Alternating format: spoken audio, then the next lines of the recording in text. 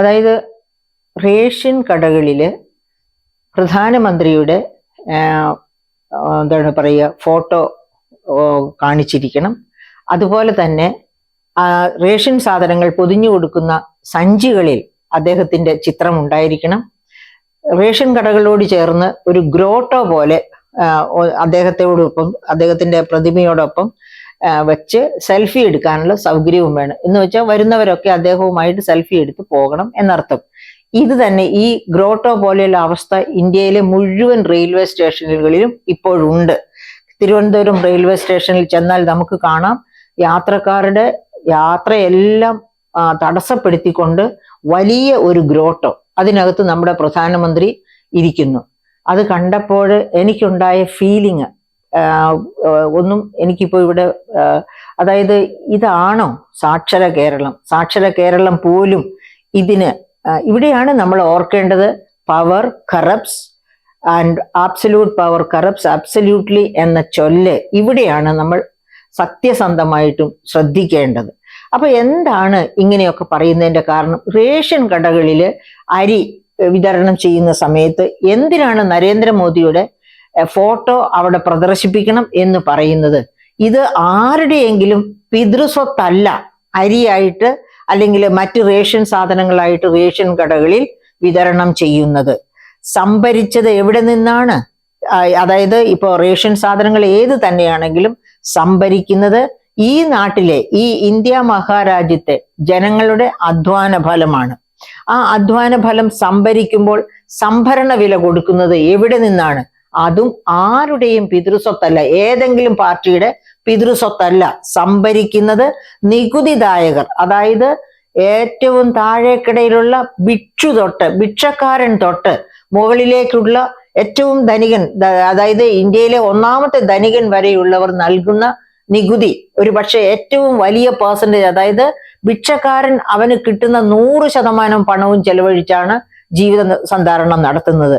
ഏറ്റവും വലിയ ധനികൻ അവന്റെ സമ്പത്തിന്റെ വളരെ മൈക്രോസ്കോപ്പിക് ആയിട്ടുള്ള ഒരു ഭാഗം മാത്രമായിരിക്കാം നികുതിയായിട്ട് കൊടുക്കുന്നത്. എന്തായാലും ഈ നികുതി എല്ലാം സമാഹരിച്ച് ഉണ്ടാക്കുന്ന പണം അത് ഉപയോഗിച്ചാണ് ഈ പറയപ്പെട്ട റേഷൻ ഉൽപ്പന്നങ്ങളെല്ലാം രാജ്യത്തിന്റെ വിവിധ ഭാഗങ്ങളിൽ നിന്ന് സംഭരിച്ച് ഫുഡ് കോർപ്പറേഷൻ ഓഫ് ഇന്ത്യ വഴി റേഷൻ കടകളിൽ എത്തിക്കുന്നത്. അപ്പൊ ആരുടെ മുഖമാണ് അവിടെ പ്രതിഷ്ഠിക്കേണ്ടത്? ഈ ചോദ്യം ഉയർന്നു വരുന്നു. അത് മാത്രവുമല്ല, നാം ഓർക്കണം, ഈ കഴിഞ്ഞ 10 വർഷം കൊണ്ടാണോ റേഷൻ കൊടുക്കത്തക്ക രീതിയിൽ ഇന്ത്യ വളർന്നത്? അല്ല. പ്രിയപ്പെട്ടവരെ ഓർമ്മിക്കുക, 1950-51 ഇന്ത്യ എത്ര ആയിരുന്നു ഇന്ത്യയുടെ ഭക്ഷ്യധാന്യ ഉൽപാദനം? 50.8 ദശലക്ഷം ടൺ.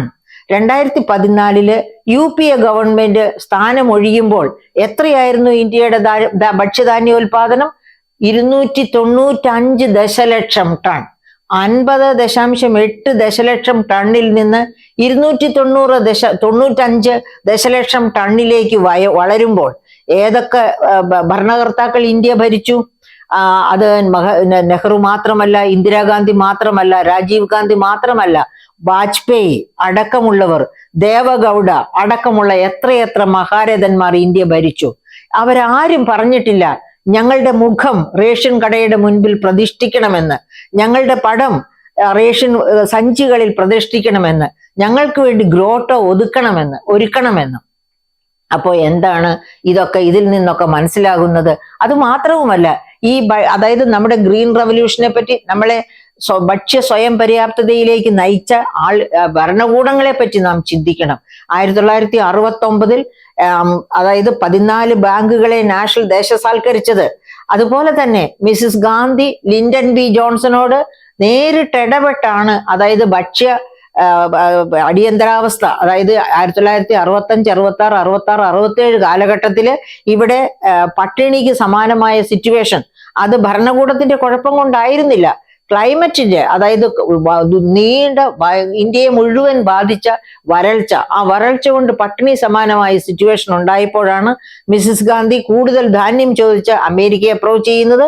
അപ്പൊ അമേരിക്ക പറഞ്ഞു, ഞങ്ങൾ ഇപ്പോൾ തരുന്ന PL 480 അനുസരിച്ചുള്ള ധാന്യമേ തരാൻ പറ്റൂ, ഇനി തരുന്നതിന് പണം വേണം. മാത്രവുമല്ല, you go for green revolution, നിങ്ങൾ ഗ്രീൻ റവല്യൂഷനിലേക്ക് പോകണം എന്ന് പറഞ്ഞ് മിസിസ് ഗാന്ധിയുടെ എന്താ പറയുക, സ്വാധീനം, ഒരു പ്രധാനമന്ത്രി എന്ന രീതിയിൽ സ്വാധീനം ഉപയോഗിച്ചാണ് അവിടെ നിന്ന് നോർമൻ ബോർലോഗും, അദ്ദേഹം പിൽക്കാലത്ത് നോബൽ പ്രൈസ് വാങ്ങിയെന്ന് ഓർക്കണം, നോർമൻ ബോർലോഗ് എന്ന ശാസ്ത്രജ്ഞനും അദ്ദേഹത്തോടൊപ്പം മറ്റ് അനവധി ശാസ്ത്രജ്ഞരുമാണ് ഹൈ ഈൽഡിങ് വെറൈറ്റി സീഡ്സുമായിട്ട് ഇന്ത്യയിലേക്ക് വന്നത്.